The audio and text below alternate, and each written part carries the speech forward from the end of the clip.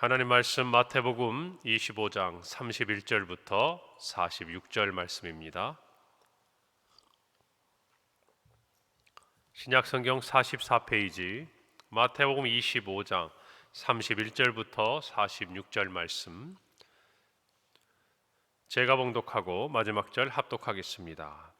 인자가 자기 영광으로 모든 천사와 함께 올 때에 자기 영광의 보좌에 앉으리니 모든 민족을 그 앞에 모으고 각각 구분하기를 목자가 양과 염소를 구분하는 것 같이 하여 양은 그 오른편에 염소는 왼편에 두리라. 그때 임금이 그 오른편에 있는 자들에게 이르시되 내 아버지께 복을 받을 자들이여 나와 창세로부터 너희를 위하여 예비된 나라를 상속받으라. 내가 줄일 때에 너희가 먹을 것을 주었고 목마를 때에 마시게 하였고 나그네 되었을 때에 영접하였고 헐벗었을 때에 옷을 입혔고 병들었을 때에 돌보았고 옥에 갇혔을 때에 와서 보았느니라. 이에 의인들이 대답하여 이르되 주여 우리가 어느 때에 주께서 줄이신 것을 보고 음식을 대접하였으며 목마르신 것을 보고 마시게 하였나이까? 어느 때에 나그네 되신 것을 보고 영접하였으며 헐벗으신 것을 보고 옷 입혔나이까? 어느 때에 병드신 것이나 옥에 갇히신 것을 보고 가서 배웠나이까 하리니 임금이 대답하여 이르시되 내가 진실로 너희에게 이르노니 너희가 여기 내 형제 중에 지극히 작은 자 하나에게 한 것이 곧 내게 한 것이니라 하시고 또 왼편에 있는 자들에게 이르시되 저주를 받은 자들아 나를 떠나 마귀와 그 사자들을 위하여 예비된 영원한 불에 들어가라.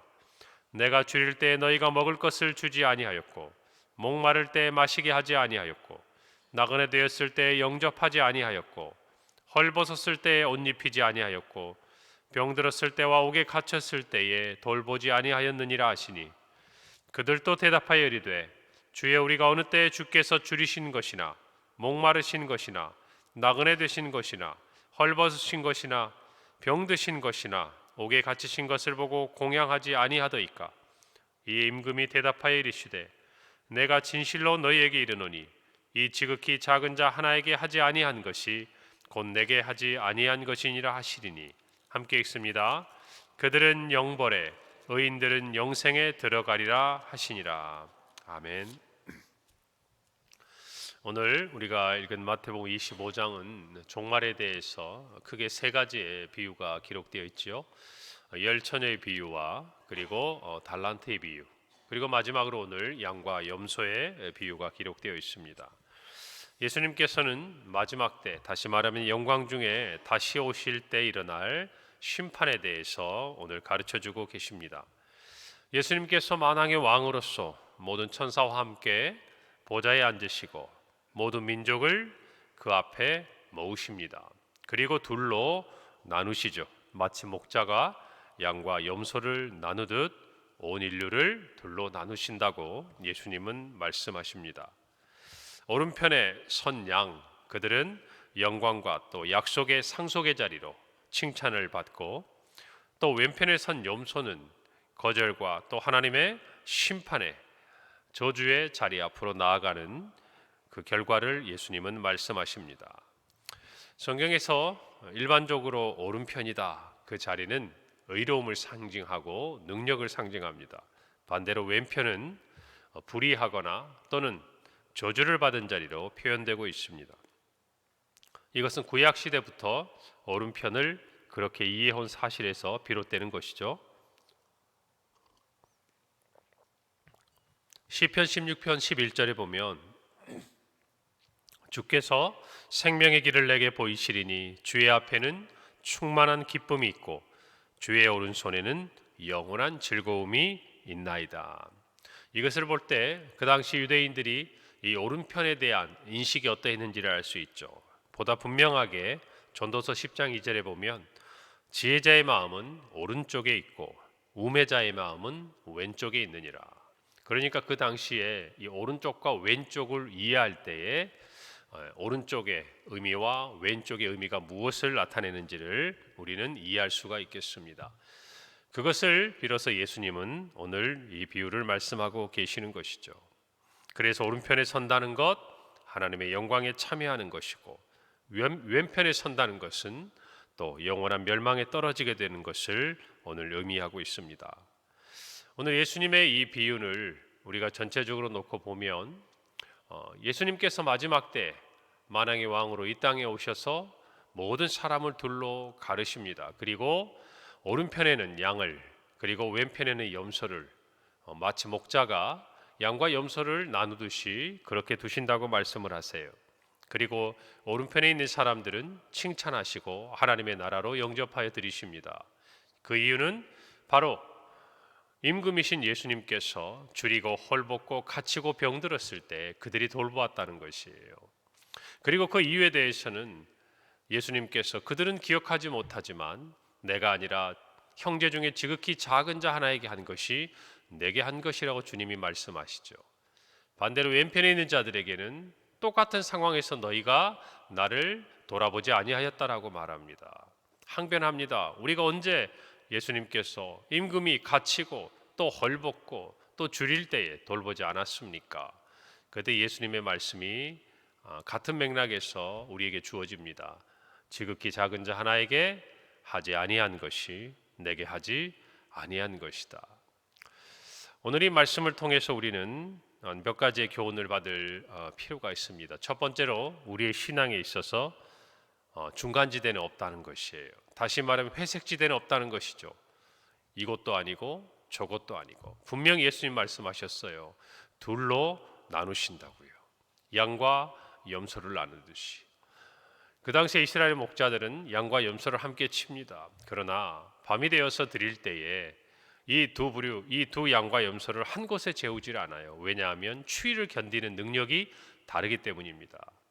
양이 염소보다 훨씬 추위에 강합니다. 그 말은 염소가 약하기 때문에 염소는 조금 더 따뜻한 공간 속으로 안으로 들이고 양들은 밖에서나 또는 우리 안에서 잠이 들도록 나눈다는 것이죠. 예수님께서 이 땅에 오시는 그때 오늘 32절 33절에 있는 말씀처럼 구분하신다는 거예요. 모아서 구분하신다는 겁니다. 예수님이 오시는 마지막 때가 우리에게는 분명히 옵니다. 그리고 그때에는 돌이킬 수가 없어요. 목자가 양과 염소를 나누듯이 분명히 나누어지고 그 나누어짐에 따라서 모든 결정이 이루어진다는 것입니다. 하나님의 나라를 상속받을 것이냐 아니면 영원한 멸망으로 떨어질 것이냐, 다른 것은 없다는 것입니다. 우리의 마음에 늘 무엇인가 중간쯤 가면 그것이 제일 좋다고 생각을 해요. 여러분, 우리나라 사회 또 한국 이전의 사회를 보면 지금은 그런 게 많이 퇴색되었습니다만은 모난정이 도를 막고 무엇이든지 적당하게 중간에 있어야 지혜롭다고 합니다. 제가 군대에 갈 때도 튀지 마라, 묻혀 지내라, 그래야 어려움을 당하지 않는다. 여러분, 그러나 그 모든 것들이 인생에 있어서는 어느 정도 지혜가 필요할 때가 있을지 모르겠습니다만은 우리의 신앙에 있어서는요, 차든지 뜨겁든지 하나님 앞에서는 그렇게 기억된다는 것이, 차지도 않고 뜨겁지도 않은 미직이란 것은 여러분 계시록 말씀해 보면 토하여 버리겠다라고 말씀을 하셨어요. 여러분, 하나님 앞에서는 우리는 분명한 신앙의 고백을 드리고 그 신앙을 따라 살기로 결단을 해야 합니다. 교회에서도 마찬가지요. 너는 왜 그렇게 열심히 하니? 광신도냐? 무슨 좋지 않은 표현들이 또 있죠. 너무 열심히 하면. 여러분, 그러나 물론 우리가 신앙을 생활을 하면서 자신이 해야 될 삶을 돌아보지 않는 것은, 그것은 하나님의 말씀에서도 어긋나는 것입니다. 그러나 우리의 신앙만큼은 세상의 그 어떤 것들과 타협해서는 안 되는 거예요. 이스라엘 백성들도 늘 그 시험이었어요. 여러분, 애굽과 가나안 사이에서 머뭇머뭇하는 거예요. 주저하는 겁니다. 가나안 땅에 들어가서는 하나님과 바알과 아세라, 그 땅의 우상들 사이에서 엘리야의 표현처럼 머뭇머뭇하고 주저하는 거예요.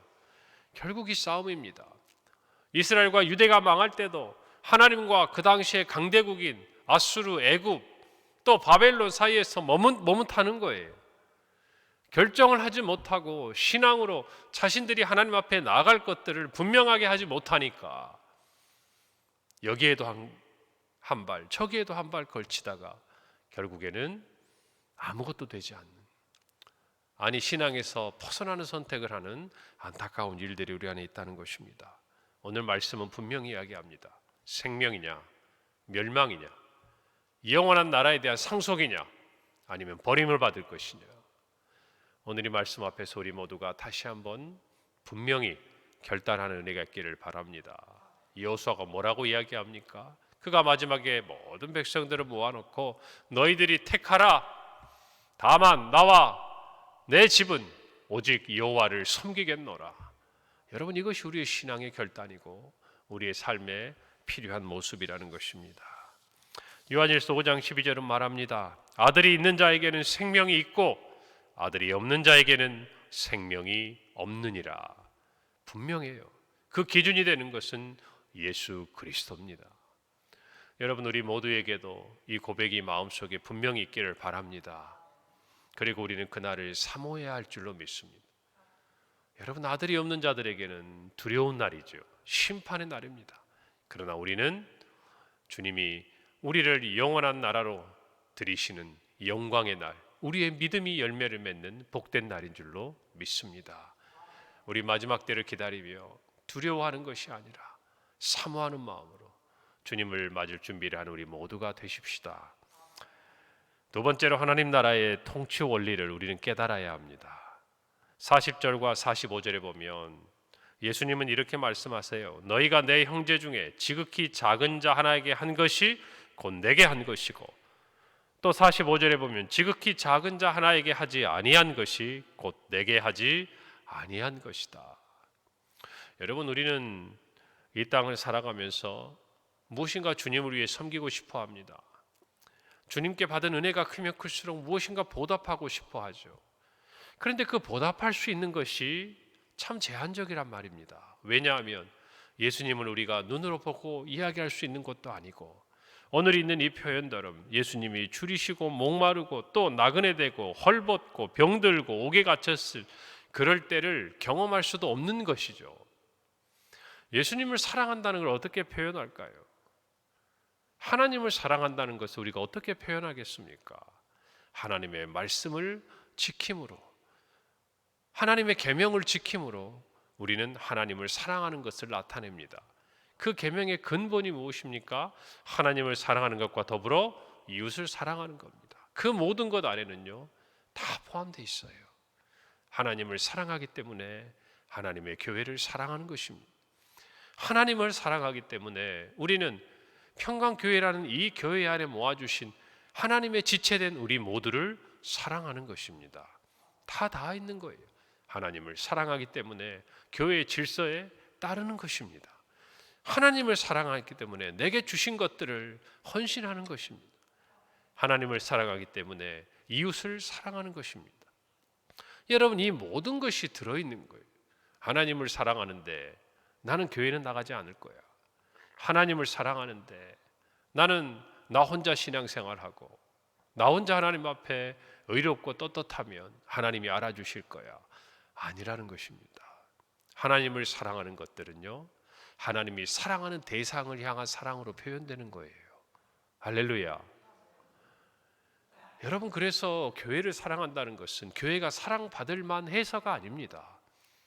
하나님의 영광이 교회 안에 임하기 때문에 비록 교회가 약하고 상처 입고 넘어질지라도 우리는 교회를 사랑의 대상으로 봐야 하는 것이에요.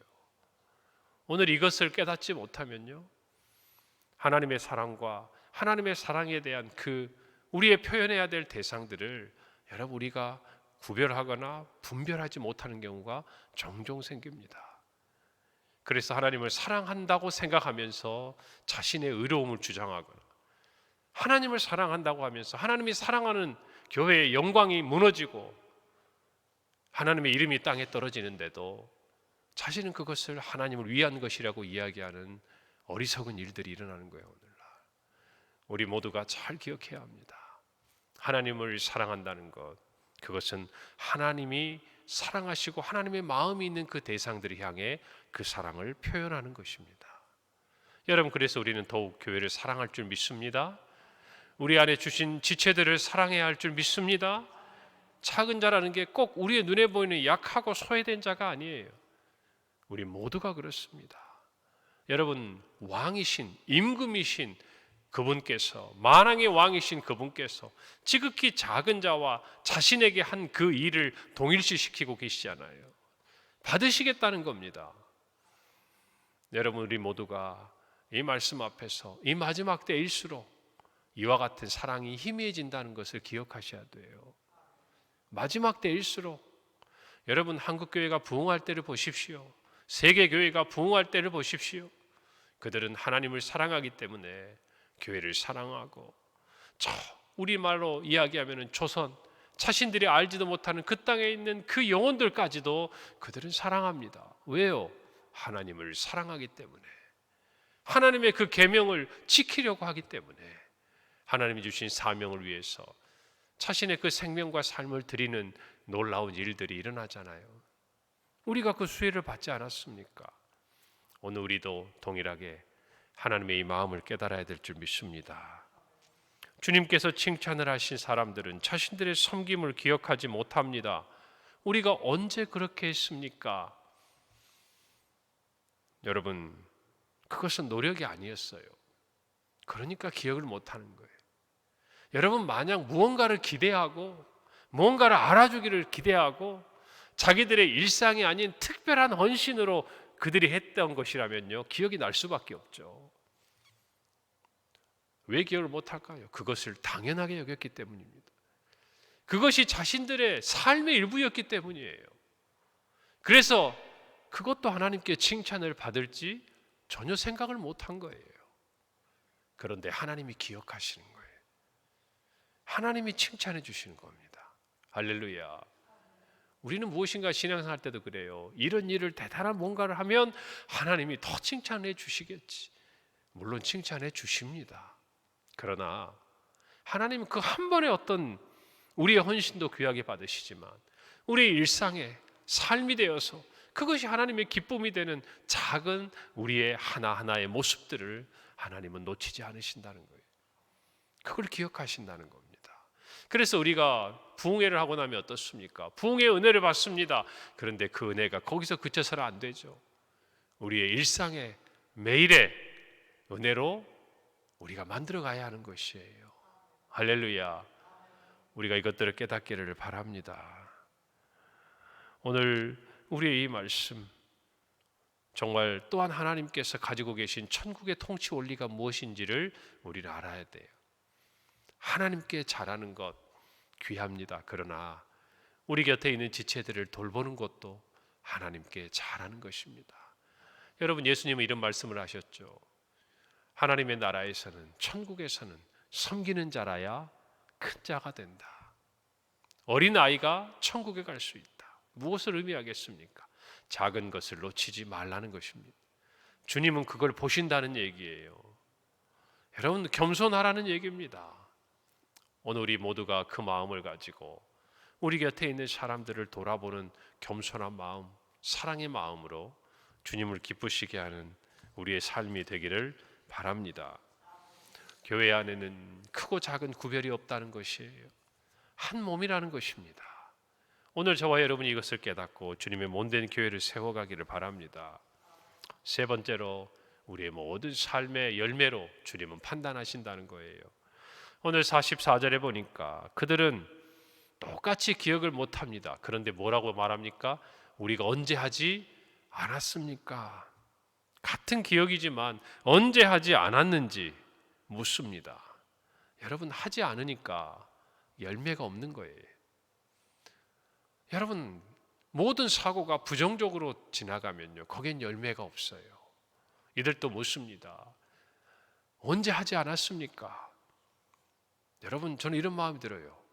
그 기억이 없으니까 열매도 없는 거예요. 그 기억도 없으니까 열매도 없다, 그 말입니다. 무언가를 주를 위해 했던 사람들은 이것인가? 이것을 주님이 기뻐하셨나? 이것을 주님이 받으셨나? 뭔가가 떠올라야 되는데 하지 않으니까 열매가 없다, 그 말입니다. 오늘 우리는 하나님의 말씀을 기억합시다. 주를 기쁘시게 할 것이 무엇인가 시험하여 보라. 성경은 말씀합니다. 은혜를 받고 주의 은혜 아래 거하고 사랑을 받았다 느끼는 사람은 무엇인가 주를 기쁘시게 할 일을 찾습니다.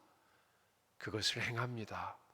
그리고 주님께 기억받습니다. 기억된 바 됩니다.